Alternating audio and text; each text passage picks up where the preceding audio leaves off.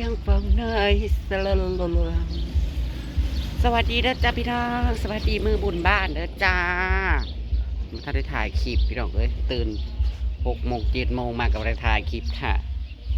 นะคะบอแมนว่าไปบุญเมื่อคืนเลยยิงแขวบอแมนเด้อจ้าเราไปตื่นมาหายน้ำเกลือบริไซดอกค่ะฉันบริไปกินเมาค่ะฉันไปเต้นเซอร์เด็กกับพี่จะแขกพี่น้องนะคะส่วนเพื่อนกับย่างบอมาโอ้ยมืดเลยน้องหมกโอ้ยเบิดปิ้งเป็ดหมกข้าวปุ้นนี่แล้วอุ้ยทั้งห้องการนี่เสพกันแล้วนอนเอาแห้งน้ำทางนี้ก็เห็ดเล็บสวยน้ำกระปุ้นหมอยักษ์โอ้ยเหลือครึ่งหนึ่ง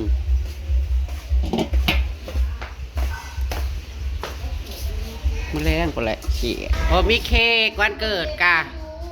วันเกิดกับโอ้มีเค้กบ้าให้กินวันเกิดร้านซ้ายแต่เมื่อวานพี่น้องแต่บ่มีเค้กเป้าดอกวันเกิดกับวันเกิดซื่อเกิดเต็มฮะยังจากปีแล้วปีนี้14 คือ13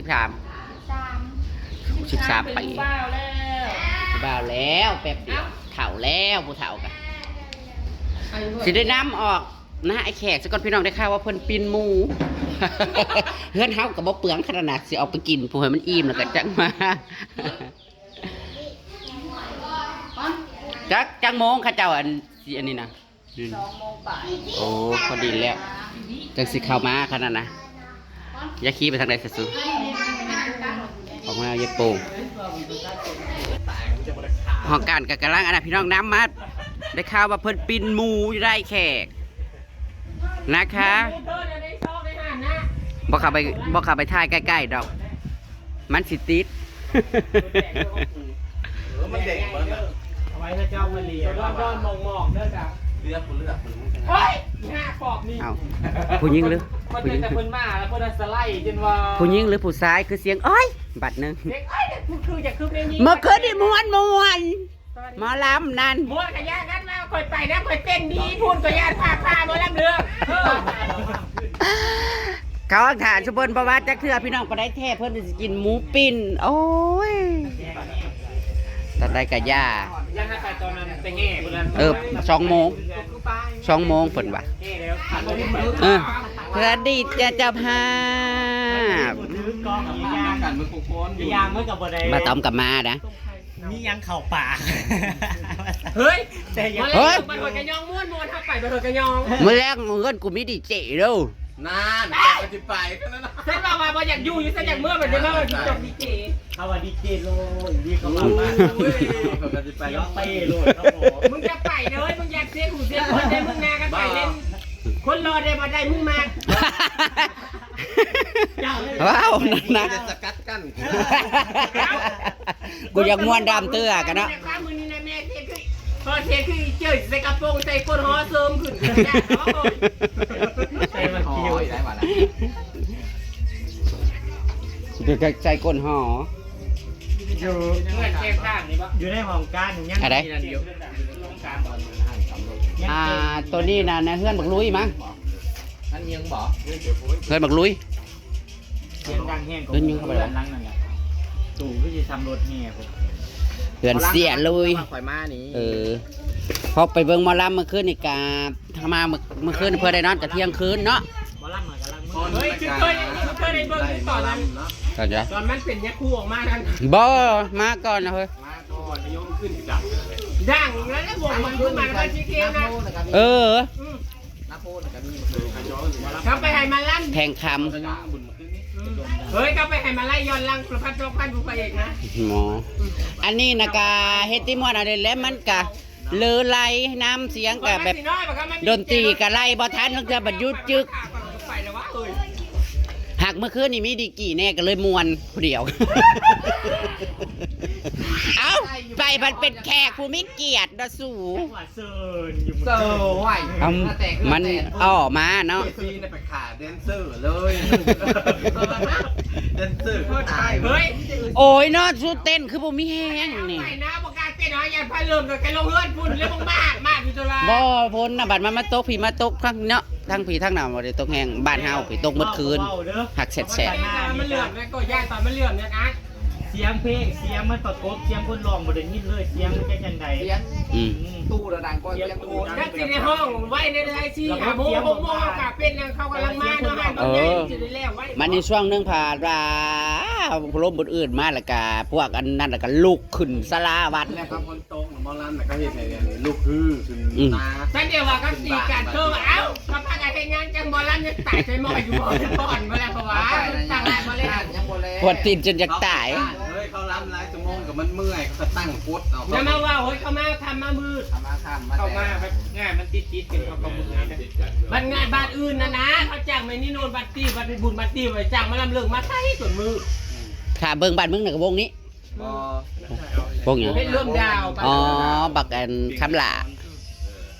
กระม่วนอยู่ได้แต่เก่าน่ะบุญบารณะเนาะนว่าปีก่อนน่ะก็เนาะในบัดน่ะอ๋อเด้อ ลูกหลานบอสแขกคนแขกบ้าน บ้านเจ้าไปเอาเด้อที่ครั้งแค่นั้นเลย หึ บ้านเจ้านี่ วงไผวงมัน พี่บอก หึไม่ตลบก่อนพุ่นจ้างดูหลายบ่มีเงินจ้าง มือรับเรื่องมือว่า แพงเงินไว้อันเฮ็ดหนทาง ในบ้านทุกเจ้าไหนอันคอยว่าเลยเฮ้ยวงรับเรื่องมาแล้วมันลงบัตตี้โมโม่บอก ห้องบันเซลนี่แต่ผู้บ้านน้อย เฮ้ยกูบ้านน้อย เมื่อนี้เป็นมื้อกินจ้าพี่น้องบ้าโอ้จะบอกกินมากระปุน บ้านน้อยก็อาจนะ โอ้นับตั้งแต่บุญบรรพวกมามีแต่กระปุ่นในช่องนี่นะพี่น้องก็มีแต่ข้าวเทนกินกระปุ่นมันสิ ไล่เลือดออกมามีแต่เส้นแหละ ตื่นพูดกับทีนี้ครู กินกระปุ่นหุ่นหนม นี่ปูพี่ลงไปน้ำขี้ชี้ เฮ้ยกระปุนนี่จะขึ้นแต่ย่ำดำหน้าขึ้นมาจะดำหน้า หน่อย อันพอจากเฮ็ดหน้านั้นเฮ็ดแล้วน้ำลังอยู่กูปี เอ้าเอาเฮ้ยกูก็จ้าแต่ว่าเฮ้ยกูบ่ได้ว่าเลย ดำกับของลงนะเพน โยกเขาบอกหูเมื่อบ่ได้มี ถ่าแต่ให้หมูปุกอ้าว พบหญ้าเอ้ย มันบ่มีหูปุ๊กไอ้นอดผู้เดียวเว้ยมันกระเด็นเลย เราโอ้ย ยอดผู้เดียว ขันดำหน้าก็ให้ได้มีหยากับเก็บหยาขึ้นมาแล้วก็บ่ให้ดำเพราะยังหนวดกะขนาดแล้วแต่ว่า จ้าเขาเฮ็ดแล้วเนาะมีเงินเปลี่ยนแปลงให้ มาแล้วนะ ยังจักแล้วคือยัง ทำผ้า ไปทำผ้า เพราะว่าได้ทำผ้าเด้จงมาให้กินได้อีน้อยนางอ่ะ บ่กล้าออกมานอนนอกย่า ยังประทันบอกว่าน้ำมีดีเจเด้อมาแรงว่ามีดีเจเด้อมาแรงว่าสั่นดีเจยายตูนสิจ้างมาผู้ใดยายตูนน่ะจ้างดีเจผู้ใดเดือดลงทุนนะ เนาะแล้วก็เสียอากาศได้จะตู้หรอบอส อุ้ยระดับใด นอนเอาแห้งอยู่เด้อ ดีเจผมบอกสิบ่มือนักนะ ไอ้ตูนน่ะนอนเอาแห้งแล้วเด้อ ได้ยินแล้วว่าดีเจเห็ดตุกๆนี่มันรอเด้อแล้วว่าเตรียมติดมาแล้วแล้วว่า มันสิบ่ซ้ำยงนี่บ่ โอ้ ตามเสียง โหแล้วตุยนะแล้วผมมักตกปูร้อนๆง่ายแล้วมักปูแล้วยุบ อืม เดี๋ยวมาว่าเดี๋ยวพวกมันจะปูร้อนๆจะมาว่าเดินน้ำเป็นการพวกปูดำๆนะจ๊ะ ประธานพากินบ่ให้สุกบ่ทันสุกบ่ผู้ย่างก็สุกพอแห้งน่ะยังบ่สุกอยู่สุกแต่ผู้ปิ้นน่ะบ่ หันสิใหม่แล้วกันน่ะ เห็นแล้วมันแตกแล้ว สุกแต่ผู้เป็น แตก เฮ้ยมือนี้นะอ่านนะเพื่อนอยากเป็นเพื่อนอยากกินฮอตอีไอแต่เพื่อนกินฮอตบางที สิหาบ่าวใด บางทีย่องว่าเพื่อนงามรถเพื่อนงามเงินทางเพิ่ม ใส่คนใดคนดีสบายบอก ใช่บาเทีย ใช่ ข่าวในใจซีนะคนตีละไม้ปอกเมนตะเกียวข่าวกันเด้ ลูกผู้ใด ไม่ได้ว่าเด้อแบบเด้อ ลูกผู้ใดบ้านใด รถสีขาวอ่ะนะ อ๋อ ใส่คำว่าใส่ไม้ปอกคนแล่นไล่อยู่ เฮ้ยถ้าโทรมาเพื่อนงามเลยป้าอย่างเงินทางเรางอกลงไปขโมย อุ้ยเมื่อคืนมีแต่ผู้บ่าวเฒ่าเฮ้ยหุ่มกูน่ะพึกอยู่ มันอีกแล้วเจ้านั่น มันแต่ผู้บ่าวขี้เหล้าอุ้ยมีแต่ผู้พ่อในบ้านดอกโพดโพ บัญชีเราเข้ากันมือเช้าเด็กเขาเอาขึ้นรถหุ่นใดไปวง เป็นไงเขาจับบ่ เอาไปให้ยุ่งกูเดียว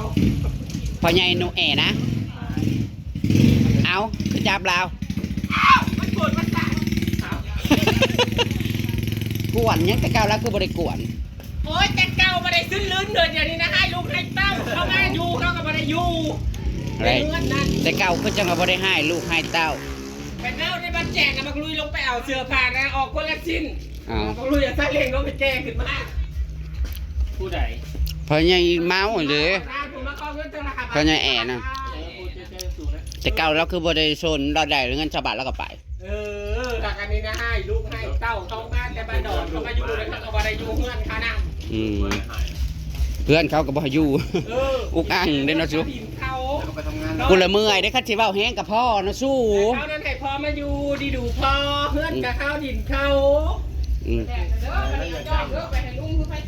แล้วอย่างใดเป็นของเรา ห้ามเขาห่มไว้ซุกโอ้ยมื้อนี้น่ะมื้อนี้บ่กินแล้วเป็ดนะพี่น้องเอ้ยสิมากินหมูน้ำไอ้แขกพี่แหละเออแมลงจังไปกิน แล้วจะขึ้นไปกินตอนแรก แมลงจะกินเลือดแปลก อยู่พี่แล้วมือแรกจะขึ้นเพื่อนเธอ น่าได้กันได้สมได้บริวัต อ เต ยา อก อยู่ ร์ มันมาเลี้ยงเต็มที่มือนี้มืออื่นมันจะออกรถให้แบบแทน โอ้รถอย่าง แหมมือแล้วก็ออกรถแล้วก็สิตะล็อกให้มากินมาอีกตัวนึงรถกับรถทอดังออกไม่ โอ้ยคอยสิได้อย่ามารถท่อดังเด้อคอยสิได้ว่าตะปูเด้อรถท่อดัง รถใหม่ก็เขาจะมักแบบรถเก่าเนี่ยเขาแต่ง ได้จังว่าก็มาซื้อรถ พ่อถ้าเกิดจะแม่นจะดีสิเอารถท่อดังไงลูก สนับสนุนเด้ มือนี้ลูกว่าพ่อจะ มื้อนี้น่ะไปแห่น้ำกันจ้ะปะโอเคพี่น้องผู้ละบ่ายสอง มีสูตรบ่เนี่ยสองคน มีสุดอยู่เฮือนผมมาเลือกเอา บอกว่าตุ้ยให้ใส่ พอดีให้ใส่คนตาปลอมเพี้ยนที่อยู่ เฮ้ยมาอะไรกับโพดโพ ฝนจากตกเพิ่นจากใส่กันสาดไว้ กูโดนทางหน้าลูกแต่มาท่านได้เมา เดี๋ยวพอแล้วพี่น้องประมาณบ่ายสองตอนนี้ในการห้องการบ้านการฟ้อนอยู่2-3แม่ยิงเพจยิงเฮา2-3 คน2-3น้องนางแตงแล้วก็ไผอีก เป็นแม่บ้านก็เลิกกันจะมาลากถ้วย ล่างโลดเฮ้ยมันบ่ทันลายบ่อย่าพามันบ่ทันลายไปตามคลิปหน้าตอนไปแห่ป้ากันแล้วกันพี่น้อง ออกมาหานอนถ่ากันจนเมื่อยนอนแล้วก็ฮะ เพิ่น อะไรยังก็ ซึมน้ำกิ เพิ่ น นมีกำลังใจมานะ ซึม นี่นะเบิ่งแนบ อากาศมันดีนะเว้ย เฮากันยังเข้าไปนอนล่ะอันเข้าไปนอนน่ะทั้งอยากเบิ่งอะนะ พอกูได้บ้านไปกินมูตัวครับจะกินโดนตัวนี้ไปแล้วเอาล่างก่อน อ๋อมางล่าง กินแล้วมาลากตอนเลย หรือจักควมแต่บ้า มันไม่มันนี่ยูพี่ โอ้ยผู้ย่าผู้ปิ้นหมูนั่นแหละสุกแล้วพี่น้องเอ้ยสุกเบิดตูด